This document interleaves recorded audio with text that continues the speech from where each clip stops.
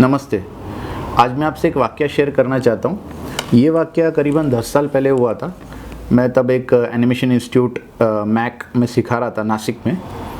और एनिमेशन में क्या होता है कि यूजुअली ग्रेजुएशन या कॉलेज के बाद स्टूडेंट्स ज्वाइन करते हैं, पर यहाँ पे क्या मैक नासिक में बेसिकली एक स्टूडेंट थी, वो यंग थी, मतलब छोटी बच्ची थी, वो शायद 9th-10th में पढ़ती होगी, तो उसने ज्वाइन किया था। तो वो यूजुअली क्या करती थी, स्कूल से ही डायरेक्टली क्लासेस के लिए आ जाती थी, being youngest in the class. तो अब ये बच्ची जो थी उसके साथ काफ़ी मजाक मस्ती होती थी, ठीक है। यूजुअली वो बोलती थी कि सर जब दाढ़ी खुजाते हैं तो आवाज़ आती है, ये सब चीज़ें, क्योंकि यूजुअली कैसा एसी वहाँ पे कैबिन होता था और वहाँ पे हम लोग क्लास लेते थे, तो थोड़ी आवाज़ भी एम्पलीफाई हो जाती थी। लेकिन उसके 1 साल बाद एक खबर आई कि ये जो बच्ची थी उसने सुसाइड कर लिया है।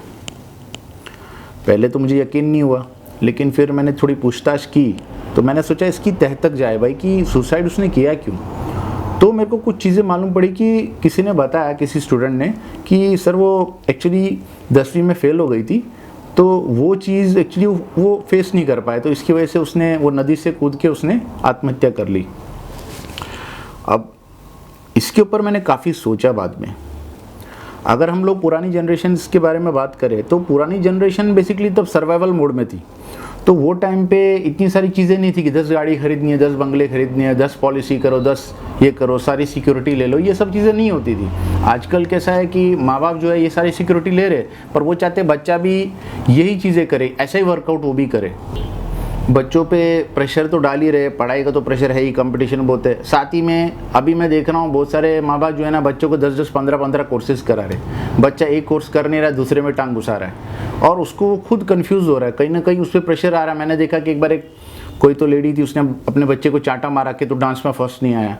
तो मुझे ये चीज़ समझ नहीं आ रहा है, तो बहुत ज़्यादा एक्सपेक्टेशन रख रहे, तो उसकी वजह से बहुत ज़्यादा ही प्रेशर क्रिएट हो रहा है। तो मैंने एक बार देखा था कि एक बच्चा था बेसिकली हमारी सोसाइटी में, वो बच्चा कैसा था कि दूसरे लोग झगड़ा भी कर रहे हैं ना बच्चे लोग, तो वो सबसे प्यार करता था। तो उसकी जो मम्मी थी उसको बता रही कि बेटा ऐसा मत करो, जो जैसा करे उसको वैसा करो। तो आप क्या करें, जो नेचुरल कैरेक्टर है उसको ज़्यादा ही मॉडिफाई कर रहे हो। कहीं ना कहीं हम लोग शायद ये भूल जाते हैं कि हम बच्चे के मालिक नहीं हैं, वो हमारी कोई प्रॉपर्टी नहीं है। हाँ, बच्चा पैदा हुआ है हमारा, लेकिन हम लोग उसको सपोर्ट करें, लेकिन इसका मतलब ये नहीं कि हमने उसको खरीद ही लिया है, हम जो चाहिए उससे करवा सकते। कहीं ना कहीं हमको थोड़ी फ्रीडम देनी पड़ेगी कि भाई बच्चे को सपोर्ट करे, एट द सेम टाइम उसको थोड़ी फ्रीडम दे कि वो खुद अपना धीरे धीरे सक्सेस डिफाइन करे, क्योंकि अभी वो छोटा ही है, उसको भी चीज़ें समझनी है दुनिया की। तो हम लोग ऐसी चीज़ें प्रमोट करते हैं कि माँ बाप का नाम रोशन करो, बेटा माँ बाप का नाम रोशन करो। तो ये प्रॉब्लम बहुत बड़ी है एक्चुअली। मुझे लगता है कि जैसे अगर मैं अपने बच्चे को बोलता हूँ कि बेटा मेरा नाम रोशन करो, तो मुझे लगता है कि शायद मैं अपना नाम रोशन नहीं कर पाया, अब मैं नहीं कर पाया तो ले भाई अब तू कर, तो तेरे पे डाल दिया। तो ज़बरदस्ती की जो चीज़ें हैं वो हमको कहीं ना कहीं अवॉइड करनी चाहिए। तो ऐसा ज़रूरी नहीं कि मतलब जो बच्ची की डेथ हो गई है, ज़रूरी नहीं कि उसके माँ बाप ने उस पर प्रेशर डाला होगा। कभी कभी सोसाइटी से भी प्रेशर आता है, और बहुत सारे माँ बाप जो है ना कम्युनिकेट नहीं करते बच्चों से।